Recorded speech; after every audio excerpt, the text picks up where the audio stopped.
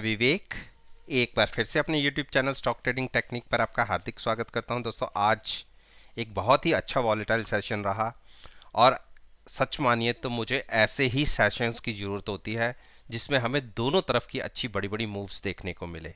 बहुत दिनों के बाद ऐसा सेशन देखने को मिला और मेरी परफॉर्मेंस कैसी थी और मैंने पिछली वीडियो के अंदर क्या आपके साथ डिस्कस किया था, एक बार ज़रूर उसको भी देखने की कोशिश कीजिएगा।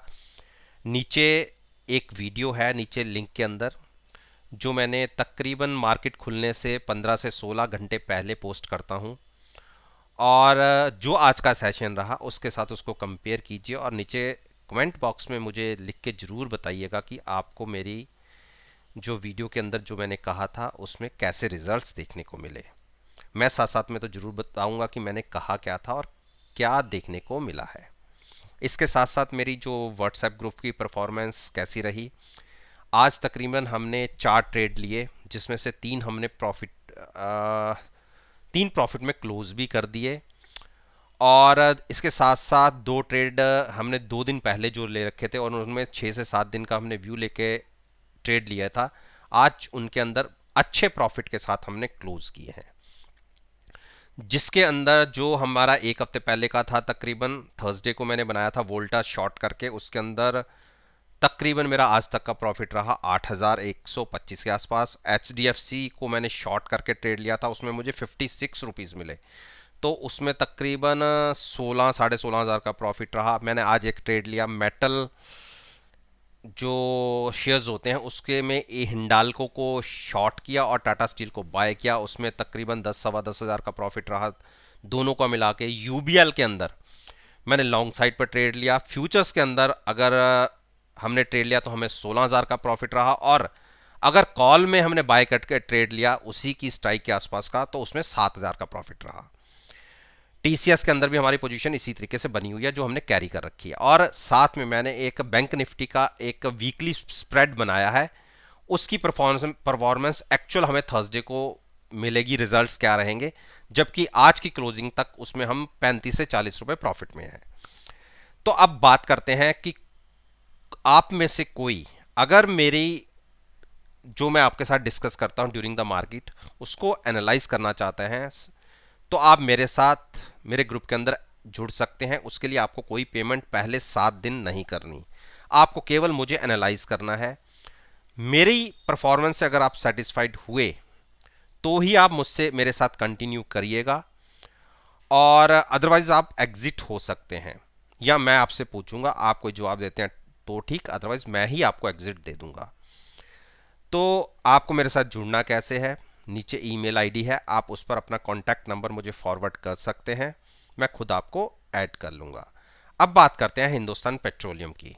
देखिए, हिंदुस्तान पेट्रोलियम ने आज एक रेंज बाउंड कोई बड़ी मूवमेंट नहीं दिखाई, केवल आधे % के आसपास हायर साइड पर क्लोज हुआ, जबकि 2 दिन एक बड़ी गिरावट हमें दिखी है। लेकिन अच्छी बात आज के दिन में ये रही कि पहले जो प्राइस 267 का था, मैं कहता था कि 267 के नीचे जाएगा तो वीक हुआ, अब वो प्राइस बनता है 269, तो हमने उसी के ऊपर आसपास या उससे थोड़ा सा ऊपर 273 के आसपास क्लोजिंग दिखाई है। ओपनिंग हमारी 269 थी और एक बार हमने गिरावट भी दिखाई थी तकरीबन 266 तक की, तो इंट्राडे में तो हम होल्ड कर गए। तो अब यहां से करना क्या है, पहली बात तो ये चीज है। देखिए, अभी लॉन्ग साइड को अवॉइड कीजिए। लॉन्ग साइड को मैं इसलिए अवॉइड करने की बात कर रहा हूं क्योंकि हम बिल्कुल अपनी स्पोर्ट पे खड़े हैं या उससे थोड़ा सा 2-3 पॉइंट ऊपर खड़े हैं। तो कल मार्केट का बिहेवियर कैसा रहेगा, क्योंकि स्पोर्ट के नज़दीक होने पर गिरावट के चांसेस ज़्यादा रहते हैं।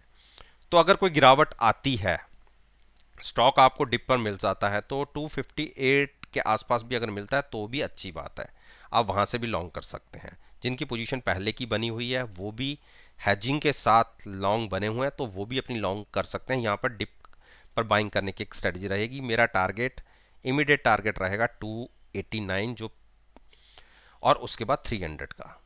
तो थोड़े से लंबे नज़रिए के साथ इसमें लॉन्ग साइड लीजिएगा।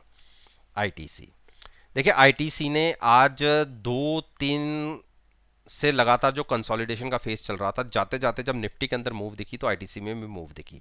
जबकि मेरे ग्रुप के अंदर एक रिसेंटली, मेरे कल परसों में शायद एक सब्सक्राइबर ऐड हुए हैं, उन्होंने मुझसे पूछा था कि सर हमें इसके अंदर ट्रेड बताइए, और मैंने ट्रेड उनको पुट के अंदर बोला था कि आप 235 की पुट बाय कर लीजिए और 227.5 के आसपास की सेल कर दीजिए। लिमिटेड रिस्क और लिमिटेड रिवॉर्ड की एक स्ट्रेटजी बताई थी, और उसमें मेरा जो होराइजन था वो एक शॉर्ट साइड का था, मतलब नीचे गिरावट में हमें प्रॉफिट होना था। और जैसे मैंने ये कहा उसी के बाद ये स्टॉक 6 रुपए भाग गया। अब मैंने वो किस बेस पे कहा था?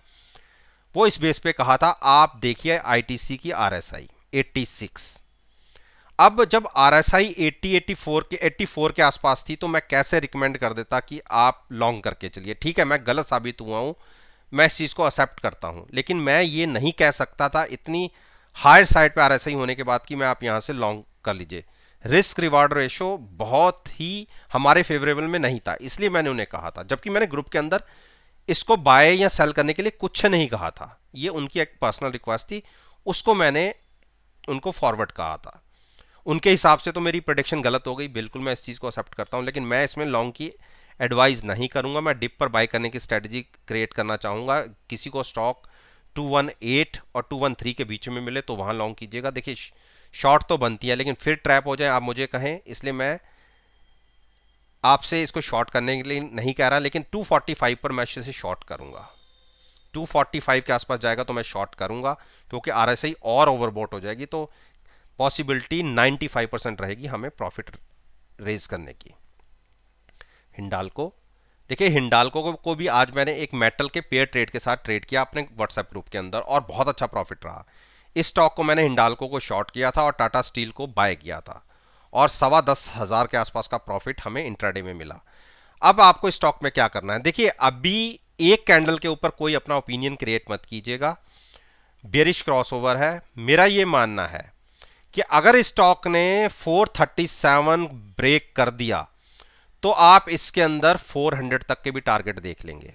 तो इसीलिए एक कैंडल पे ट्रस्ट मत कीजिए, मैं शॉर्ट करने की बात नहीं कर रहा। हाँ, 437 के नीचे की क्लोजिंग बिल्कुल शॉर्ट करने की बनेगी, उस केस में अच्छे बड़े टारगेट्स नीचे के देखने को मिलेंगे।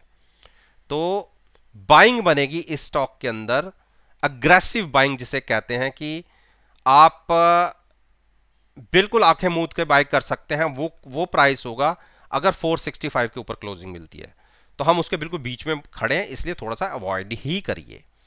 डॉक्टर रेडी ने देखिए इंट्राडे के अंदर एक 4745 के आसपास के लो लगाने के बाद वहां से स्टॉक पलट गया, और तकरीबन वहां से हमें 120 पॉइंट्स का गेंस देखने को मिले, और पिछले 3 दिन से गिरावट आ रही थी। कल अपनी स्पोर्ट को संभाल गया था, जबकि मैंने ये कहा था कल की वीडियो में, अगर गैप डाउन खुलते हैं तो हमें 4635 तक के भी टारगेट दिख सकते हैं, तो अगर किसी को बाय करना हो तो वहां पे बाय कीजिएगा। आज स्टॉक उससे पहले पलट गया है, लेकिन अभी यहां से बाइंग नहीं, बाइंग बनेगी 4920 के ऊपर, यहां पर अवॉइड कीजिए।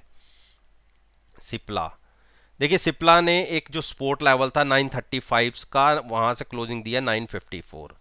और मेरा, जैसे मैं आपको मेरी पिछली 7 8 10 दिन की कोई भी वीडियो उठा के दे लीजिए जिसमें मैंने सिप्ला के बारे में आपसे डिस्कस किया है, मैंने हमेशा आपसे कहा है कि 960-65 के आसपास एग्जिट पॉइंट है, और 930-35 के आसपास एंट्री पॉइंट है।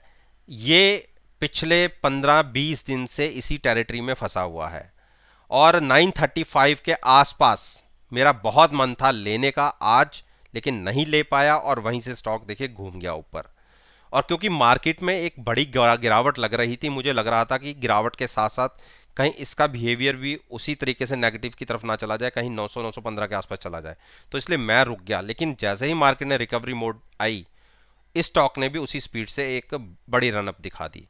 तो फिर से वही प्राइस रहेगा 930 के आसपास बाय करने का, गिरावट पर। शॉर्ट नहीं करेंगे हम इसको, और जब हम लॉन्ग करेंगे साथ में पुट भी बाय करेंगे, और हैजिंग के साथ ही हम ट्रेड अपना इनिशिएट करेंगे, वो भी गिरावट पर।